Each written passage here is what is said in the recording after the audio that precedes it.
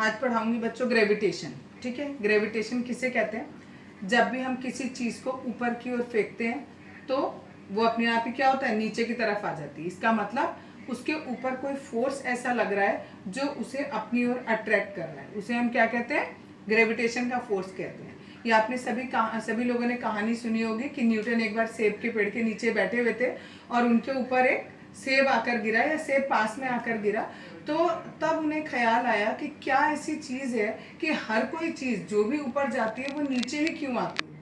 ठीक है, तो उन्होंने ये बताया कि ज़रूर कोई ना कोई ऐसा फोर्स है जो अर्थ की तरफ लग रहा है। ठीक है, हर ऑब्जेक्ट को अर्थ के सेंटर की तरफ खींच रहा है। ठीक, अगर हम इस बात के लिए कि हर ऑब्जेक्ट जो है वो अर्थ की तरफ अट्रैक्ट होती है, इसके लिए उन्होंने एक एक्सपेरिमेंट किया। एक धागा लिया, उस धागे में एक पत्थर बांध दिया और उसको ऐसे ऐसे गोल गोल घुमाया। ठीक है, ऐसे गोल गोल घुमाया। जब वो इसे ऐसे गोल गोल घुमा रहे थे तो उन्होंने देखा कि ये जो भी पत्थर है, इस पत्थर की जितनी भी स्पीड है वो उतनी की उतनी रहती है। सपोज ये पत्थर यहाँ आ गया, स्पीड यहाँ हो गई, यहाँ आ गया, स्पीड यहाँ पर हो गई। अब आप क्या देख रहे हो? आप कहोगे ये तो चेंज हो रही है। ठीक है, स्पीड सेम है बट वेलोसिटी चेंज हो रही है। ठीक है, क्योंकि वेलोसिटी क्या होती है? जब हम स्पीड में विद डायरेक्शन बोलते हैं तो उसे हम क्या कहते हैं? वेलोसिटी बोलते हैं। यहाँ पर देखो स्पीड भी रहेगी, ठीक, और इसकी वेलोसिटी चेंज होती जा रही है। ठीक, और ये पत्थर जो है वो कंटिन्यूसली एक सर्कुलर पाथ पर चल रहा है। जब ये सर्कुलर पाथ पे चलेगा तो एक्सपेरिमेंट के द्वारा ये पता लगाया बच्चों कि ये जो रेडियस है, ये वाला रेडियस, और इस पॉइंट पे अगर हम टेंजेंट ड्रॉ करते हैं, टेंजेंट किसे कहते हैं? अगर ये सर्कल है और ये आपने रेडियस लिया तो इस रेडियस का ये जो टचिंग पॉइंट है, यहाँ पर अगर आप बिल्कुल 90 डिग्री की लाइन ड्रॉ करोगे तो दैट इज कॉल्ड टेंजेंट। ठीक है, तो इन्होंने क्या किया कि ये जो रेडियस था इस पर टेंजेंट ड्रॉ करी। टेंजेंट क्या शो करती है? डायरेक्शन ऑफ द स्पीड, जो भी आपकी स्पीड या वेलोसिटी कह लो। ठीक है, जो भी डायरेक्शन है इसकी वेलोसिटी की, उस डायरेक्शन को बताती है। और ये हमेशा कितना एंगल रहता है? 90 डिग्री का एंगल रहता है। ठीक है, और ये जो पत्थर है वो कंटिन्यूसली एक ही पाथ पर मूव करता है, और इस पाथ का वो इस पत्थर का जो स्ट्रिंग है उसके ऊपर एक फोर्स लगता है, और वो फोर्स किधर की तरफ लगता है? सेंटर ऑफ द सर्कल की तरफ लगता है। और अगर बाई चांस वो इसको छोड़ दें, ठीक है, अगर ऐसे ऐसे घुमाना जो घुमा रहे थे अगर वो घुमाना छोड़ देंगे तो पत्थर क्या होगा? बिल्कुल स्ट्रेट लाइन में मूव करेगा। ठीक है, यानी जब तक उस पर सेंट्रीपिटल फोर्स लगता है तब तक तो वो क्या कर रहा है? सर्कल में मूव कर रहा है। जैसे ही सेंट्रीपिटल फोर्स लगना बंद हुआ, वो जो पत्थर था वो कैसे जाएगा? स्ट्रेट लाइन में मूव करेगा। ठीक है, ये बात के बाद इन्होंने कहा, वैज्ञानिकों ने बोला कि भाई अगर ऐसा है कि कोई भी ऑब्जेक्ट दूसरे ऑब्जेक्ट पर फोर्स लगा रहा है, या अर्थ है, अर्थ के चारों तरफ तो सन भी मूव कर, वो मून भी मूव कर रहा है। ठीक है, तो ऐसा होना चाहिए कि मून अर्थ की तरफ आए और अर्थ मून की तरफ जाए, अट्रैक्शन होना चाहिए बीच में। ठीक, अगर एप्पल जो है वो नीचे अर्थ की तरफ गिरा, अर्थ ने उसके ऊपर फोर्स लगाया, तो वो भी अर्थ के ऊपर एक फोर्स लगा रहा होगा, तो अर्थ क्यों नहीं एप्पल के पास गई? ठीक, तो इन सब का कारण ये था कि अगर बहुत ज़्यादा मास होता है, जो चीज़ जिसका मास बहुत ज़्यादा है वो थोड़ा कम मूव करती है, और आपको मतलब वो मूव करती है बट इन कंपैरिजन टू जिसका वेट कम होता है आपको क्या लगता है कि वो मूव नहीं कर रही है।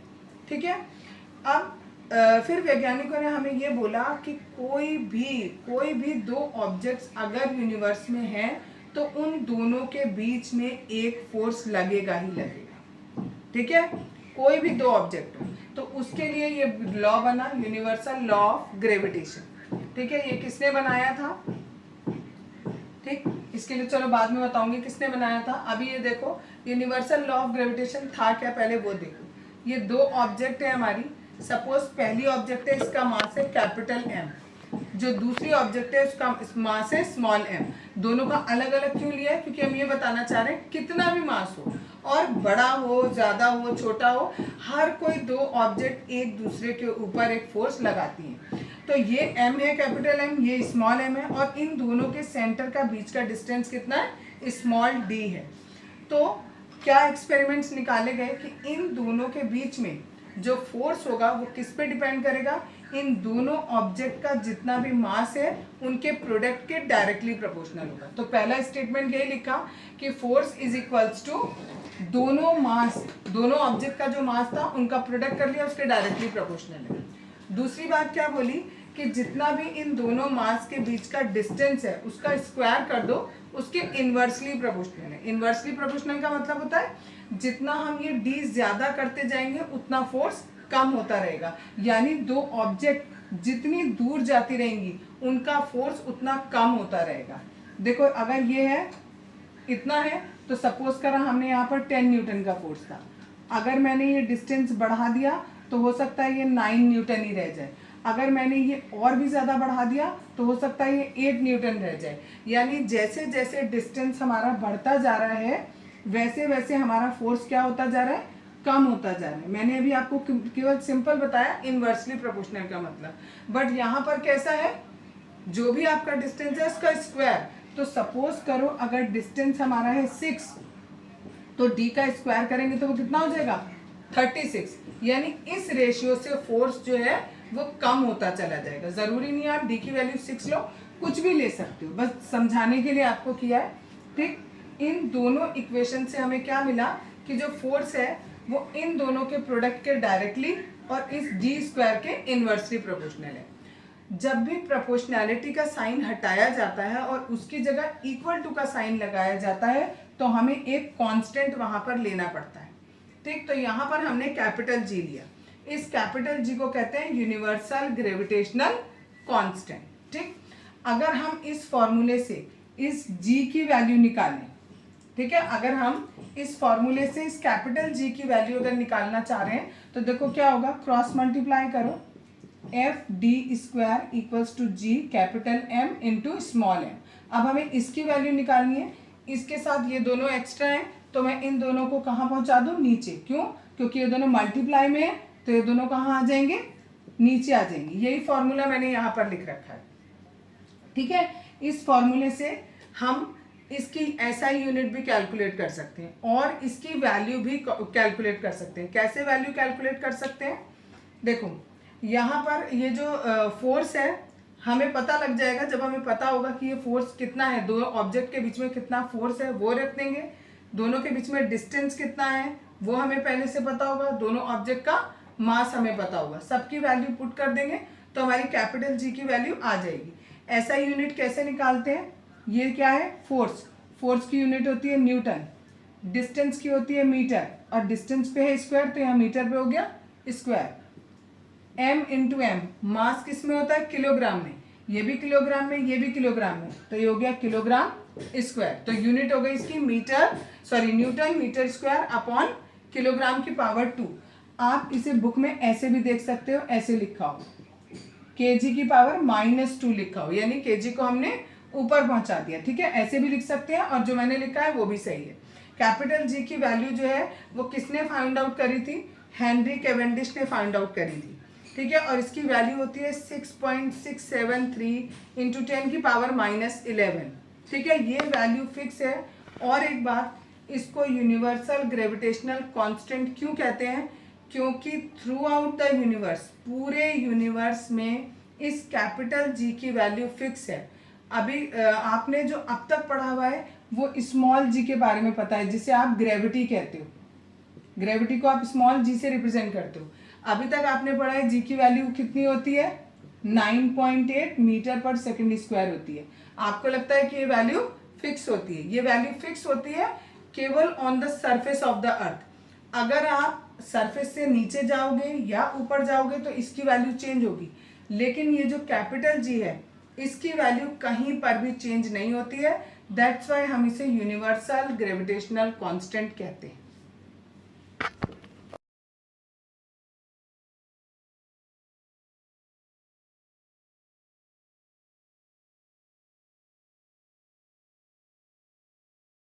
कल यूनिवर्सल ग्रेविटेशन लॉ पढ़ाया था, उसमें बताया था कि कोई भी दो ऑब्जेक्ट्स यूनिवर्स में अगर हैं तो वो एक दूसरे के ऊपर फोर्स लगाएंगे। ठीक है, आज बता रही हूँ कि ये जो लॉ है ये क्यों इम्पोर्टेंट है। पहली बात, कि ये जो लॉ है ये बहुत सारे फिनोमेना को एक्सप्लेन करता है।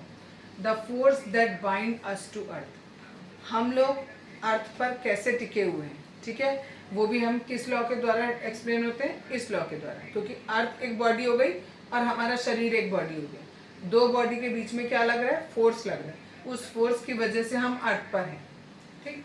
The motion of moon around the earth, ठीक, मून क्या करता है, अर्थ के चारों तरफ चक्कर काटता है। अगर ये हमारी अर्थ है, मून हमारा ऐसे गोल गोल चक्कर काट रहा है, ठीक है। क्यों काट रहा है, अगर बीच में ये सेंट्रीपिटल फोर्स नहीं होगा, ये इसकी तरफ अर्थ के सेंटर की तरफ एक फोर्स लगता है जिसे सेंट्रीपिटल फोर्स कहते हैं, अगर ये वाला फोर्स नहीं होगा तो ये जो मून है ये गोल गोल चक्कर कटने की बजाय सीधी सीधी लाइन में चलता चला जाएगा, ठीक है। मून जो है वो गोल गोल क्यों घूम रहा है, बिकॉज अर्थ के सेंटर की तरफ एक फोर्स लग रहा है जिसे हम सेंट्रीपिटल फोर्स कहते हैं, ठीक। अगर ये फोर्स नहीं होगा तो मून बिल्कुल स्ट्रेट लाइन में मूव करेगा।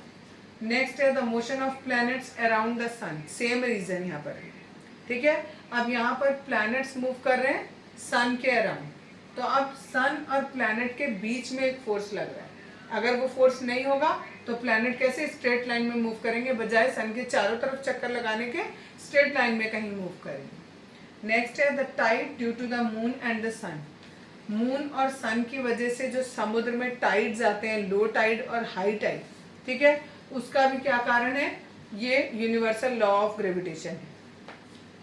अब नेक्स्ट टॉपिक है, यहाँ पर ये यूनिवर्सल लॉ ऑफ ग्रेविटेशन खत्म हो गया। नेक्स्ट है फ्री फॉल। फ्री फॉल का मतलब होता है whenever objects fall towards the earth under gravitational force alone, alone लिखना जरूरी है यहाँ पर।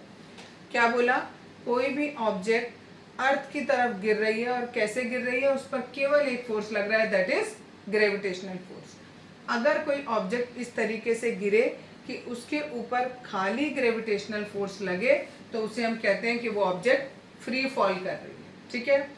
While falling, there is no change in the direction of motion, but due to earth attraction, its velocity keep changing. अब देखो, यहाँ पर कोई ऑब्जेक्ट है और ये नीचे की तरफ गिरती चली जा रही है और ये नीचे अर्थ है, अर्थ इसको अपनी तरफ खींच भी रही है, ठीक है, ये तो खुद भी नीचे गिर रही है और अर्थ इसे अपनी ओर खींच रही है। तो क्या होगा, ये जो ऑब्जेक्ट है, इस ऑब्जेक्ट की वेलोसिटी नीचे जाते जाते जाते इंक्रीज हो जाएगी, ठीक है, बिकॉज क्या हो रहा है, डायरेक्शन चेंज नहीं हो रही, अर्थ की तरफ जा रही है और अर्थ भी उसे अपनी तरफ खींच रही है, ठीक। तो इसकी वेलोसिटी चेंज हो जाएगी, इसकी वेलोसिटी चेंज हो रही है, दैट मीन्स इसमें क्या हो रहा है, एक्सेलरेशन हो रहा है, ठीक, नीचे की तरफ बढ़ता चला जा रहा है acceleration. This acceleration is due to earth's gravitational force. ये एक्सेलरेशन इस ऑब्जेक्ट में क्यों आया, बिकॉज अर्थ का जो ग्रेविटेशनल फोर्स था वो ऑब्जेक्ट को अपनी ओर खींच रहा था, ठीक है। और इसीलिए हम जो अर्थ का ग्रेविटेशनल फोर्स होता है उसे कहते हैं एक्सीलरेशन ड्यू टू ग्रेविटी, क्योंकि ये जो एक्सीलरेशन इस ऑब्जेक्ट में आया ये किसकी वजह से आया, ग्रेविटी की वजह से आया। अर्थ में जो ग्रेविटी है उसकी वजह से यहाँ एक्सीलरेशन आया, इसलिए हम इसे एक्सीलरेशन ड्यू टू ग्रेविटी भी कहते हैं। एक्सीलरेशन ड्यू टू ग्रेविटी को हम स्मॉल जी से डिनोट करते हैं। इसकी जो यूनिट होती है मीटर पर सेकेंड स्क्वायर होती है, जो एक्सीलरेशन की होती है, ठीक है। एक्सीलरेशन की यूनिट भी मीटर पर सेकेंड स्क्वायर होती है और एक ही जगह ही हम क्या कह रहे हैं, जी हो जाएगा। क्यों हो जाएगा, बिकॉज इस पर केवल एक ही फोर्स लग रहा है, दैट इज ग्रेविटी, उसी की वजह से इसकी वेलोसिटी चेंज हो रही है, तो ये हमारा एक्सीलरेशन हो जाएगा। Its unit is metre per second square, its value is 9.8 metre per second square. ये इसकी वैल्यू यहाँ से कितनी आई, कैसे आई, ये कैलकुलेशन हम नेक्स्ट क्लास में करेंगे।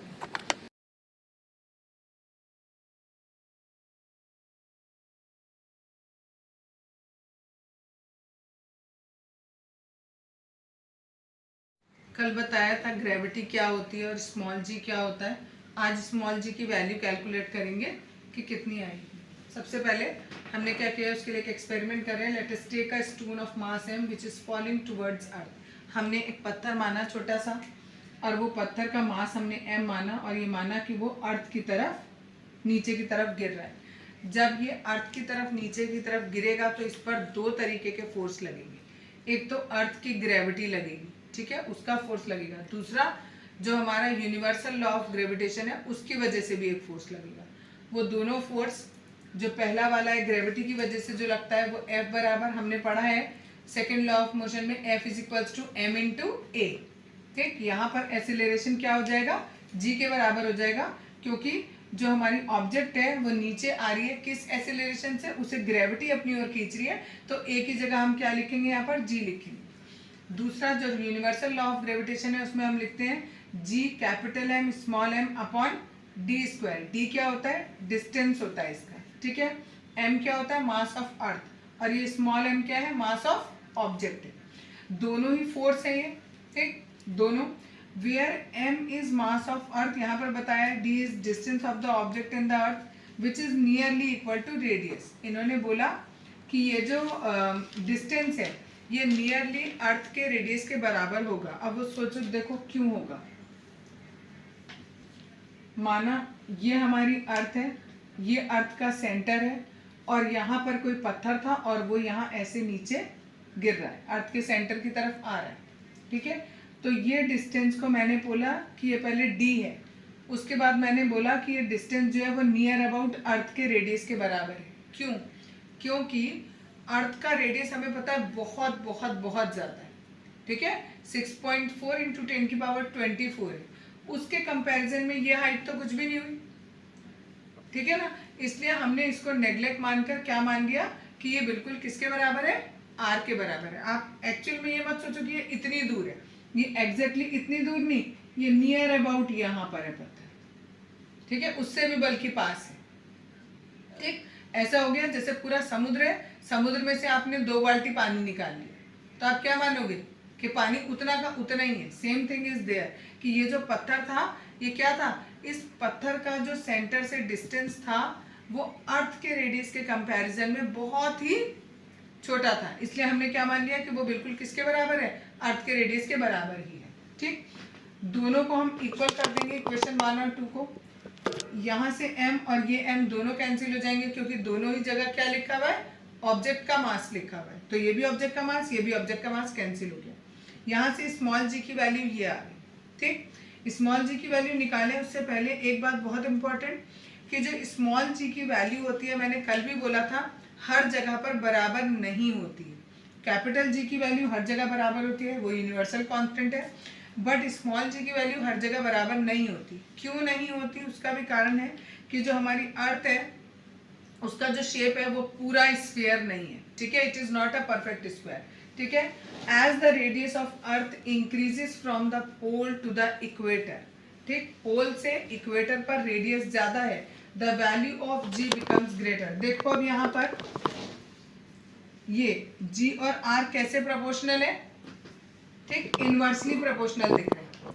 ठीक, एक चीज कम होगी तो दूसरा ज्यादा होगा, एक चीज ज्यादा होगी तो दूसरा कम होगा। ठीक, तो यहाँ पर मैंने बताया आपको, सपोज करो ये अर्थ है, यहाँ पर पोल है और यहाँ पर हमारे क्या है, इक्वेटर है, ठीक है। तो वो कह रहे हैं और हमारा पूरा स्फीयर नहीं है, कुछ इस तरीके का है, ठीक।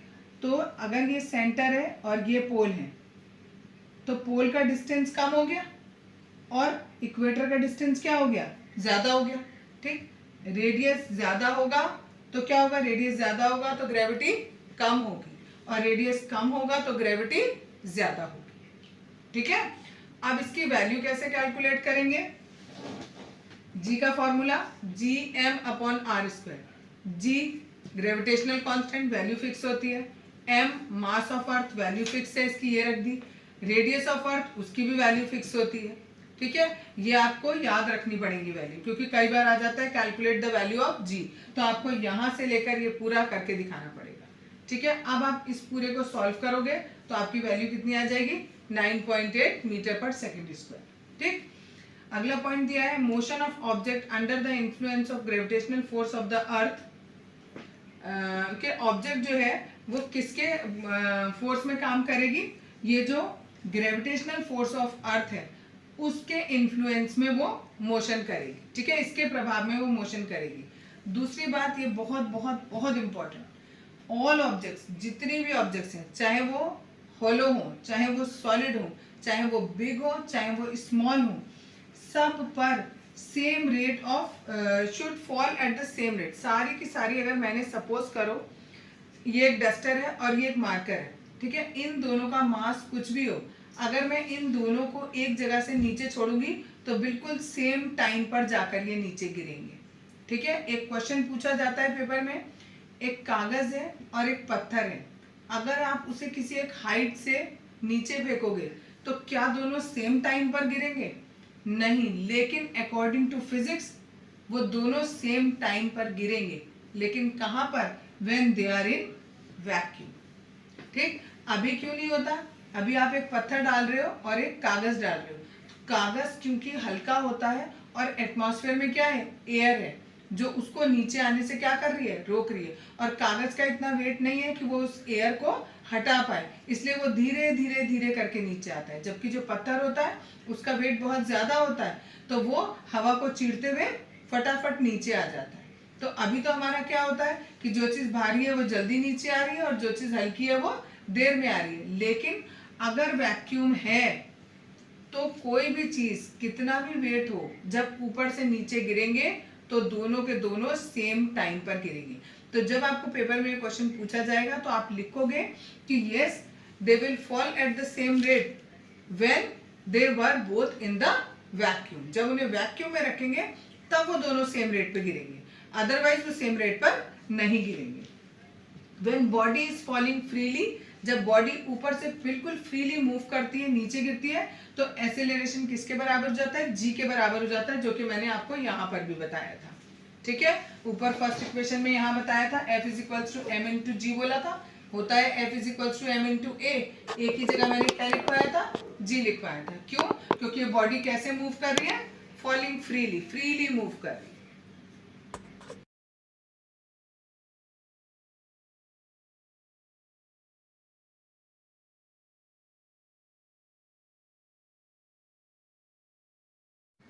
आज बताऊंगी मास और वेट में डिफरेंस। मास किसे कहते हैं?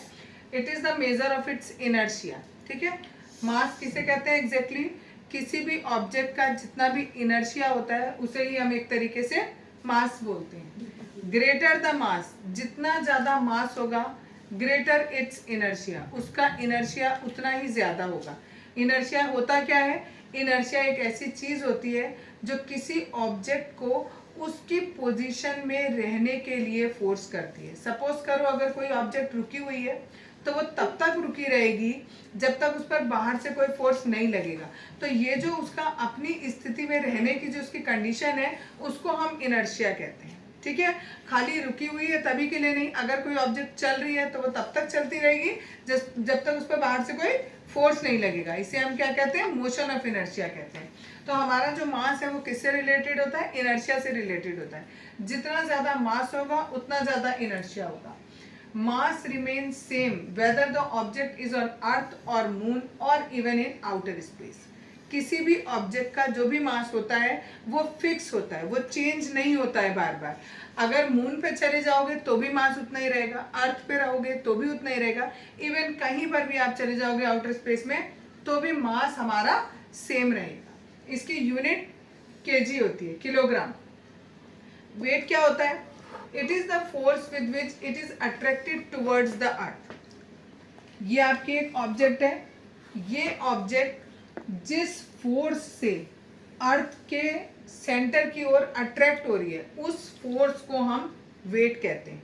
मैंने आपको बताया था जब कोई पत्थर आप ऊपर फेंकते हो और जब वो वापस फेंकने के बाद नीचे आता है तो जब नीचे फ्री फॉल कर रहा होता है उस पर कौन सा फोर्स लगता है? ग्रेविटी लगती है, ठीक है। अगर इस ऑब्जेक्ट का मास m है और इस पर ग्रेविटी लग रही है स्मॉल g, यानी m इंटू जी हो गया, ठीक। m इंटू जी को हम क्या बोलेंगे? फोर्स बोलेंगे। क्यों बोलेंगे? फोर्स इक्वल्स टू होता है m इंटू ए। जब हमारी ऑब्जेक्ट फ्री फॉल करती है तो हम a की जगह क्या लिख देते हैं? g लिख देते हैं, और इसी को हम क्या कहते हैं? वेट कहते हैं। तो वेट W बराबर हमारा क्या होता है? Mass into gravity. मास हमारा सिंगल ये मास था और ग्रेविटी वो वेट में हमने क्या किया? ग्रेविटी का मल्टीप्लीकेशन कर दिया। तो वेट इक्वल्स टू हो गया मास इंटू ग्रेविटी। इसकी ऐसा यूनिट क्या होगी? Kilogram metre per second square या फिर न्यूटन। कहाँ से आई ये यूनिट? अभी बताया F is equals to M into G. Mass की यूनिट होती है किलोग्राम, जो कि मैंने यहाँ पर भी लिखी है। जी ग्रेविटी की यूनिट होती है मीटर पर सेकंड स्क्वायर, ठीक है। तो हम यहाँ पर जो वेट है उसकी यूनिट किलोग्राम मीटर पर सेकंड स्क्वायर भी लिख सकते हैं, और क्योंकि ये जो वेट है वो फोर्स के इक्वल है और फोर्स की यूनिट क्या होती है, न्यूटन होती है, इसलिए हम इसकी यूनिट न्यूटन भी बोल सकते हैं। ये दोनों इसकी यूनिट हो सकती है। दोनों में फर्क क्या है, ये डिफरेंस इनका बीच में बहुत पूछा जाता है। What is the difference between mass and weight? Weight में आपका जो वेट होता है किसी भी ऑब्जेक्ट का, मून पे अलग होगा, अर्थ पर अलग होगा। ये यहाँ पर प्रूफ करके आगे दिखाया है कि ये कैसे अलग है। देखो, माना कि एक ऑब्जेक्ट है, उसका मास है स्मॉल m, ठीक। अगर और जो ये यहाँ दिया है let its weight on moon, और उसी ऑब्जेक्ट का जो वेट है वो मून पे हो जाता है Wm, ठीक। यहाँ पर आप मानो ये दैट इज अर्थ और दैट इज मून। अर्थ का रेडियस RE, मून का रेडियस RM। मून का जो मास है वो हमने माना mm, और यहाँ पर अर्थ का मास ME माना, ठीक। अब ये ऑब्जेक्ट जो है वो अगर अर्थ पर है तो भी उनके बीच में एक क्या लगेगा, यूनिवर्सल लॉ ऑफ ग्रेविटेशन के अकॉर्डिंग एक फोर्स लगेगा, और वो W किसके बराबर होगा, G(m(m)(m)/RM का होल स्क्वायर। ये mm क्या है, मास ऑफ मून, और ये m क्या है, मास ऑफ ऑब्जेक्ट। बताया था ना, दो ऑब्जेक्ट होती है, एक दूसरे के बीच में फोर्स लगता है, और अपॉन में क्या लिखा, डिस्टेंस जितना है। डिस्टेंस किसके बराबर होगा, जब मून पे है तो मून के रेडियस के बराबर होगा। और अगर हम यही चीज अर्थ पे मान लें तो यहाँ पर g की जगह तो g, क्योंकि g फिक्स होता है। यहाँ हमने मून का मास लिया था तो यहाँ हमने अर्थ का मास ले लिया। ऑब्जेक्ट का मास दोनों जगह सेम रहेगा, क्योंकि अभी बताया था ऑब्जेक्ट का मास चेंज नहीं होता है। ऑब्जेक्ट का मास मून पे लोगे तो भी m, और अर्थ पे लोगे तो भी m, और यहाँ पर डिस्टेंस कितना हो जाएगा, रेडियस ऑफ अर्थ के बराबर हो जाएगा। इन दोनों को अगर हम डिवाइड करते हैं तो एक कैपिटल G से कैपिटल G हमारा कैंसिल हो जाएगा, स्मॉल m से स्मॉल m कैंसिल हो जाएगा, ठीक। यहाँ ऊपर बचा कैपिटल M और स्मॉल m यहाँ पर, ठीक, और नीचे से ME बचा। ये वाला जो नीचे है ये ऊपर चला जाएगा और ये वाला नीचे आ जाएगा। इन सब की वैल्यू फिक्स होती है, ठीक है। मास ऑफ मून की वैल्यू फिक्स है, मास ऑफ अर्थ की वैल्यू फिक्स है, रेडियस ऑफ अर्थ और रेडियस ऑफ मून सब फिक्स है, ठीक है। सबकी वैल्यू आपको याद रखनी पड़ेगी। जब वो वैल्यू हम यहाँ पर रखेंगे और सॉल्व करेंगे तो हमारी ये वैल्यू आएगी। इसमें से ये और ये आपस में कैंसिल आउट हो जाएगा। इसको सॉल्व करोगे तो 1/6 के बराबर आएगा। अब हम इस WE को क्रॉस मल्टीप्लाई करके ऊपर ले गए तो Wm = 1/6 WE आया। इसका मतलब क्या हुआ, ऑब्जेक्ट का मास मून पर अर्थ पर जितना उसका मास है उसका 1/6 होता है। क्लियर? देखो अभी एक बार दोबारा से समझाती हूँ। W(m), अभी मैंने बोला फोर्स बराबर किसके होता है, वेट के होता है, तो मैंने अभी यहाँ पर फोर्स की जगह वेट लिखा है, ठीक। हमने ये पढ़ा था universal law of gravitation, G capital M small m upon R² या D², कुछ भी लिख सकते हैं, ठीक। यहाँ क्या था, ये कैपिटल M एक ऑब्जेक्ट थी, स्मॉल m दूसरी ऑब्जेक्ट थी, इन दोनों के बीच का डिस्टेंस D था, और इन दोनों के बीच में जो फोर्स लग रहा था वो G capital M small m upon D² के बराबर था। ये कैपिटल M और ये स्मॉल m, ठीक। अब मैंने क्या केस माना है कि Wm लिख रही हूँ, यानी वेट ऑन मून बताने जा रही हूँ। तो अब ये जो मेरा बड़ा वाला है इसको हमने क्या माना, मून है, ये मून है, तो स्पेसिफाई करने के लिए मैंने कैपिटल M और नीचे स्मॉल m लिख दिया, ठीक है, यानी मास ऑफ मून। अब ये जो स्मॉल m है ये ऑब्जेक्ट थी, इसका मास मैंने इतना ही रखा। इसका जो डिस्टेंस है वो मैं मून के रेडियस के बराबर मानूंगी। क्यों मानूंगी, क्योंकि देखो मून का रेडियस यहाँ से लेकर यहाँ तक होता है, ठीक, और ये जो ऑब्जेक्ट है ये बहुत थोड़ी दूर है इससे, तो ये जो इतना डिस्टेंस है ये इस डिस्टेंस के कंपैरिजन में बहुत बहुत बहुत छोटा है, तो इसलिए हम इसको नियर अबाउट क्या मान लेते हैं, अर्थ मून के रेडियस के बराबर मान लेते हैं, ठीक है। इसीलिए ये डिस्टेंस को मैं क्या मानूंगी, RM मानूंगी।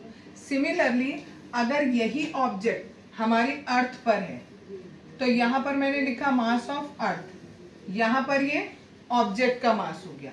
दोनों के बीच का डिस्टेंस मैं क्या लूंगी, आर ई। फिर से वही बात, रेडियस है हमारा इतना, और ये वाला distance in comparison to this बहुत बहुत बहुत छोटा होगा। आप कहोगे देखने में तो ये बड़ा लग रहा है, इससे आपने बनाया ऐसे है, ठीक है, लेकिन सोचो अर्थ है यहाँ पर और यहाँ कोई ऑब्जेक्ट है, अर्थ कितनी बड़ी होती है, ठीक है। अगर हमारे हिसाब से अगर मैं इतनी बड़ी अर्थ बना रही हूँ तो ये जो ऑब्जेक्ट है ये ऐसे डॉट के बराबर भी नहीं है, ठीक है।